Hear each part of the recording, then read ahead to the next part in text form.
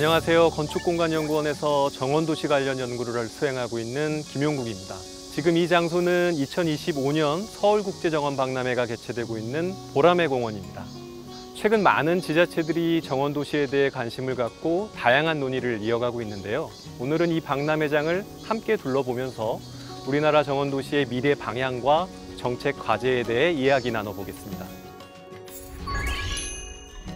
우리나라에서 정원도시에 대한 관심이 본격화된 계기는 2013년 순천만 국제정원 박람회 이후였습니다. 박람회의 성공적인 개최를 계기로 정원도시에 대한 사회적 관심이 크게 높아졌고요.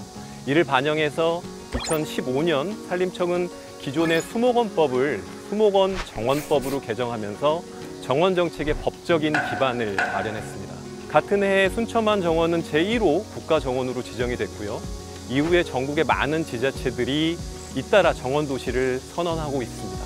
2025년 기준 약 44개의 지자체가 정원도시를 선언했고, 이들 대부분은 현재 정원도시 계획을 수립했거나 수립하고 있는 중에 있습니다.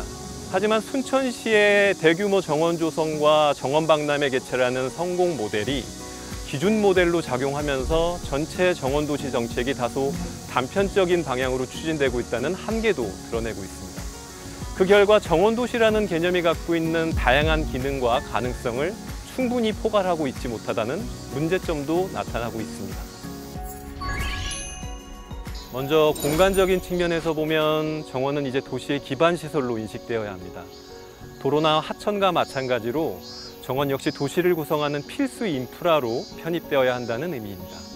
이를 위해서는 지금까지 개별 부처들이 추진해왔던 정원 관련 정책들을 하나의 통합적인 체계로 정비하는 작업이 선행될 필요성이 있습니다. 두 번째, 도시계획적인 측면에서도 동일한 접근이 요구되는데요. 정원도시는 정원이 아니라 정원도시이기 때문에 도시계획, 환경계획, 주거 및 건축계획, 교통계획 등 이러한 다양한 부문의 계획들과 유기적으로 연계될 필요성이 있습니다. 즉, 정원을 단순한 장식으로서의 조경이 아니라 여기서 한 발자국 더 나아가서 도시 전체를 통합하고 재편하는 전략적인 수단으로 자리매김하는 관점의 전환이 필요하다는 말입니다. 그리고 세 번째, 정원도시 전략은 도시 유형에 따라서도 차별화된 접근이 필요합니다.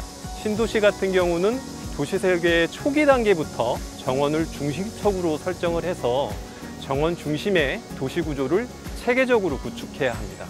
반면에 기송도시는 도시별로 갖고 있는 고유한 환경과 사회문화적인 맥락을 고려해서 관광 활성화, 정주 환경 개선 혹은 산업진흥 등 맞춤형 정원도시 모델을 개발할 필요성이 있습니다. 그리고 마지막으로 기능적인 측면에서도 정원은 매우 다층적인 역할을 수행합니다.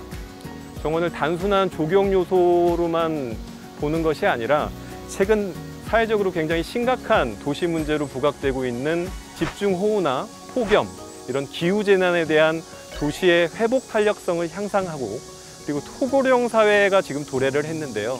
이러한 문제에 대응해서 노인의 신체적, 정신적 건강 증진, 그리고 지방 소멸 위기 극복을 위한 지역 경제 활성화 등 이런 다양한 복합적인 도시 문제 해결에 기여할 수 있는 정책 플랫폼으로 작동할 수 있습니다.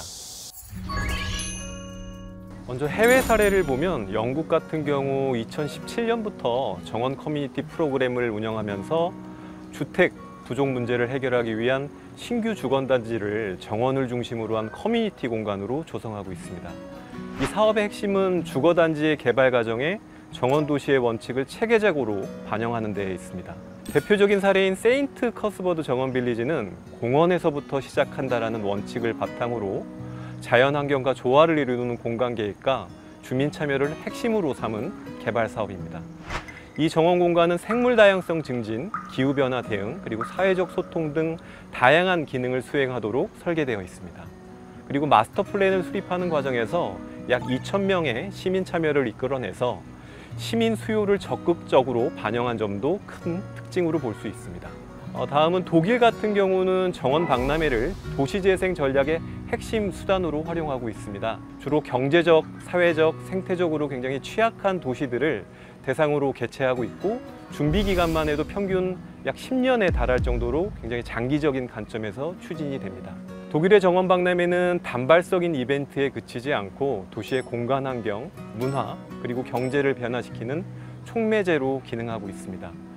대표적인 사례로는 독일의 하일브론 사례가 있습니다. 이 도시는 정원 박람회 마스터 플랜과 주거단지 기본 계획을 초기 단계부터 총합적으로 수립하였습니다. 철거 예정지와 존치구역을 명확히 구분하고 새로운 주택단지와 녹지 공간을 함께 조성하였습니다.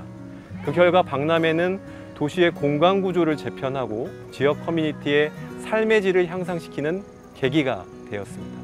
정원을 장식적인 조경이 아니라 도시재생과 혁신을 이끄는 기반, 인프라로서 활용한 이 사례는 우리나라에도 굉장히 커다란 시사점을 줍니다. 마지막으로 싱가포르는 세계에서 가장 체계적이고 장기적인 정원도시 전략을 실현해온 국가입니다. 약 50년 전 가든시티를 국가 비전으로 제시한 이후에 지속적인 도시 녹화와 생태 기반 정책을 추진해 왔고요. 그리고 현재는 이를 한 단계 더 발전시켜 자연 속의 도시로 진화하고 있습니다. 싱가포르의 대표적인 전략 중 하나는 파크 커넥터 네트워크입니다.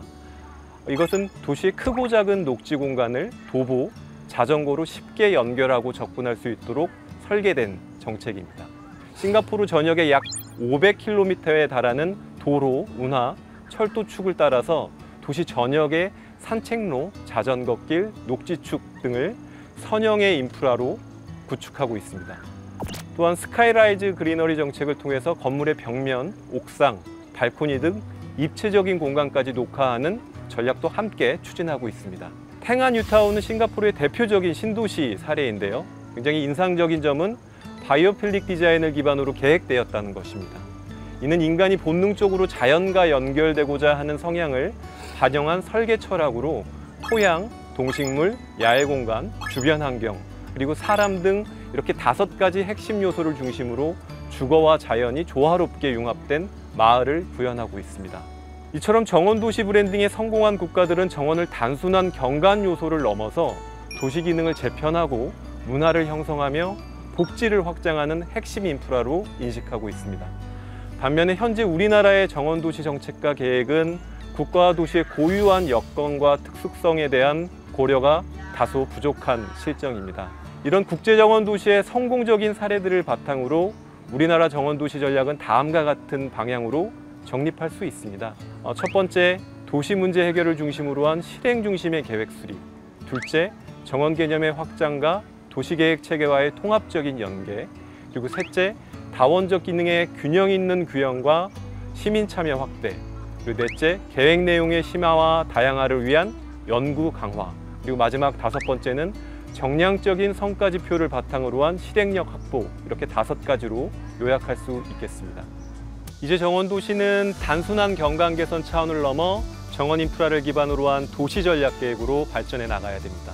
이를 위해서는 보다 체계적인 정책 추진의 법 제도적인 근거 마련이 필요한 시점입니다. 건축공간연구원 홈페이지에서 해당 보고서를 더 자세하게 살펴보실 수 있고요. 앞으로도 관심을 갖고 K정원 도시를 함께 지켜봐 주시면 좋을 것 같습니다. 감사합니다.